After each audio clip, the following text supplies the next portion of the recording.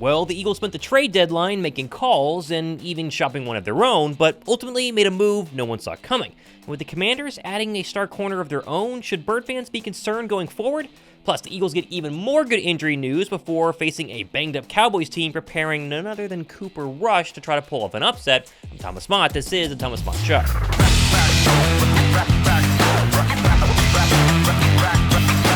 Now, yes, the Eagles technically did make a move literally minutes before the NFL trade deadline, but it was not what anyone expected. And while sure, most of us realized weeks ago that the Myles Garretts and Max Crosbys of the world were never really going to become a true reality on trade deadline day, the last-second news from Tom Pelissero that Bryce Huff was now on the trade block at least sparked my interest that a move at edge rusher could be made in the waning hours of yesterday afternoon. But with no edge rusher added, Philly seems pretty happy with the performance from their defensive line post-bye week, as they now rank inside the top 15 in total sacks, and wait for it, they're the number 3 defense in yards allowed in the entire NFL. And despite not acquiring a player during the trade deadline, the other moves that happened around the NFL and even inside the NFC East honestly weren't that impressive. Like sure, Detroit added Zadarius Smith, for example, who has been a solid edge rusher while he was in Cleveland and definitely makes them slightly better coming off the edge, but overall hasn't been that impressive as a Brown, and I don't think really moves the needle that much more for an already very good Detroit Lion team. And yes, I think Marshon Lattimore is a really great move for the Commanders, but does it technically make them that much better? I mean, Lattimore is 28 and no longer the elite shutdown cornerback that he once was even a couple of years ago,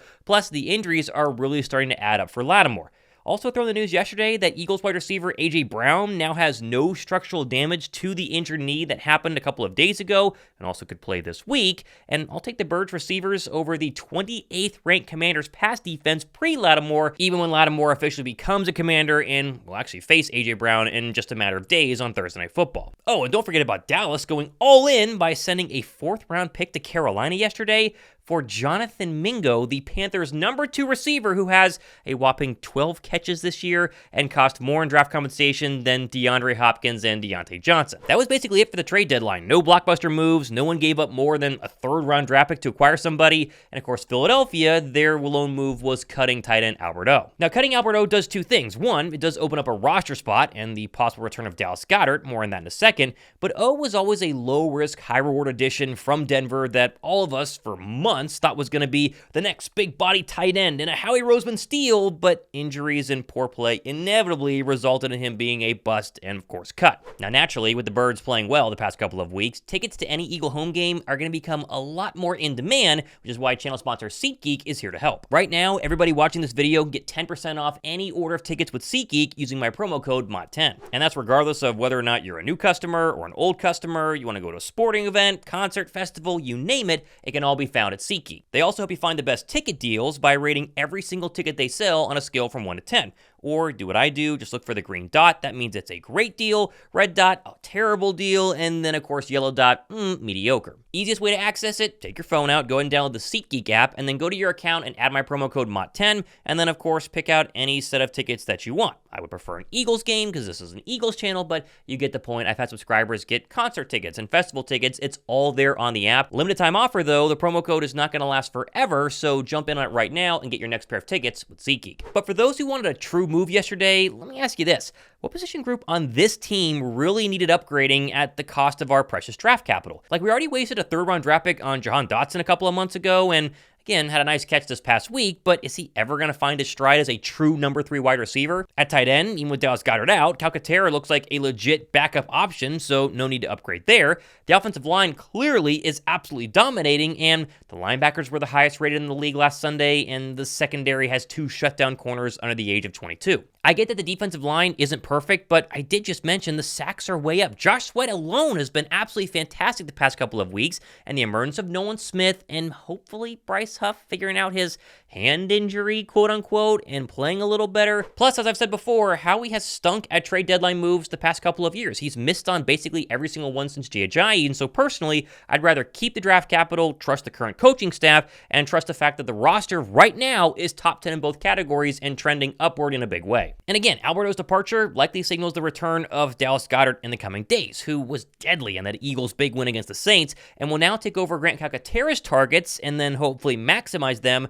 to the fullest in a way Dallas Goedert can only do. Goedert's return alone is like adding another Pro Bowl caliber player, minus the need to go ahead and give up significant draft capital, and I think that's good enough for most Eagle fans to accept after a lackluster and not that exciting trade deadline day. Now, in going back a few days to Sunday's win, we finally got some film breakdowns of the absolutely incredible offensive performance, and really, the focus is on the offensive line versus the Jacksonville Jaguars. Not only was Mekhi Becton graded out as the best offensive lineman in the entire NFL in Week 9, but PHL-wise Fran Duffy pointed out that the entire group up front is on another level right now when it comes to run blocking for Saquon Barkley. Saquon Barkley was awesome on Sunday against the Jacksonville Jaguars, but I do not want this to get lost in the shuffle. The movement that the Eagles were able to get up front on these double teams, and I'm not even going to break down individual plays because you've got all kinds of run concepts in here: inside zone, split zone, counter read, duo, all the different variations of all the different things they like to run. But look at the movement,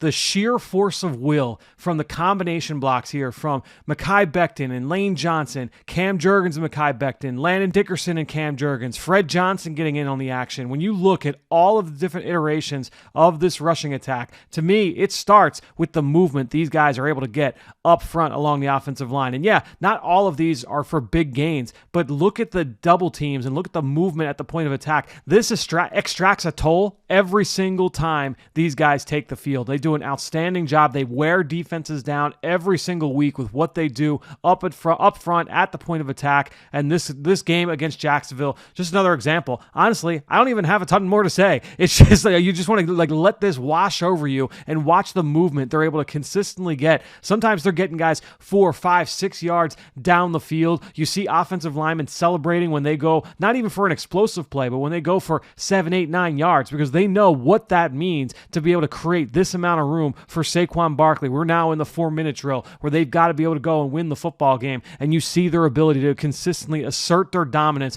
over the opponent. There's nothing better than watching this offensive line work, and you just see how difficult it is to be able to stop these guys at the point of attack. Oh, and speaking of Saquon, the insane move you've seen about 9 million times by this point is the newest Nike ad campaign, which is pretty sweet as you see right here, and also garnered this incredible reaction from both Reed Blankenship and the Birds sideline when the play actually happened. Saquon's otherworldly performance will be studied for many, many years to come, but the Jaguars game is basically fully in the rearview mirror, and all eyes now shift to Dallas and a date with the Cowboys down in Jerry World, a place where Philly has not won since November of the 2017 season.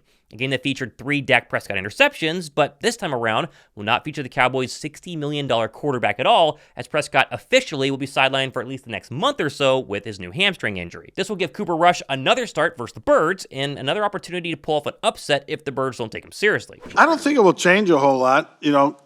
Rush has been there a long time. He knows the offense as well as anybody there does, and he'll operate it efficiently. Rush is a solid quarterback and looked decent in that game against Philadelphia in Philadelphia, what feels like, again, many, many years ago, back in 2022. But Philadelphia's defense is poised to have another big breakout day and hopefully multiple turnovers, which has been a key factor in, of course, the Eagles' run the past 4 weeks. Now, it's not all bad news for the Cowboys, as they will be getting back Micah Parsons following his high ankle sprain that's kept him out the better part of the season. Micah is obviously a plus, but the Cowboys' defense, regardless of 11 on the field or not, has given up 26-plus points per game this season, and will now face a red-hot Jalen Hurts, who became the first player in NFL history the past 3 weeks with a touchdown pass, a rushing touchdown, and a passer rating of 115-plus in 3 consecutive games. So much credit to Jalen and just his process. He's doing an excellent job throughout the week, preparing, making excellent decisions on game day. He's aggressive. He's still aggressive. He's given ourselves opportunities downfield. I think we've been able to create some really, really positive, explosive plays in the pass game. And we haven't lost any of that while he's still protecting the football. And so all the credit goes to him and making excellent decisions. Oh, and did I mention that Dallas' defense, obviously playing bad, is 3rd worst in the entire NFL in rushing yards per game. So, yeah, I would continue to think Saquon Barkley is going to roll and not slow down anytime soon. Saquon's done a phenomenal job, especially in some of these games where he's had higher workloads. Obviously, it's something that we'll have to monitor and be aware of during the week. I think we do an excellent job, through the week as far as getting him ready to go on Sunday. He does an excellent job with his preparation, really impressive preparation, the way he handles it. And we'll just see how it goes. There really is only one reason why Eagle fans should be at least somewhat worried about the Dallas Cowboys, and that is the fact that no Dak Prescott means maybe less interceptions, and it's a NFC East classic divisional matchup where anything is possible. My hope is the Eagles just don't overlook Dallas and focus in on this game, get the win, nice and comfortable, easy peasy, and then turn your attention to the Washington Commanders 2 Thursdays from now. Now I got plenty more stuff happening the next couple of days and weeks. Be sure to go ahead and subscribe. I'll announce the winner of the Saquon Barkley t-shirt on my next video, so if you didn't go ahead and watch my recap video and drop a comment there, you'll have time to go ahead and do that. But again, trade deadline is over. The focus shifts to Dallas. Let's just go ahead and get into Dallas Hate Week here on the channel. I'm Thomas Mott. This has been the Thomas Mott Shot.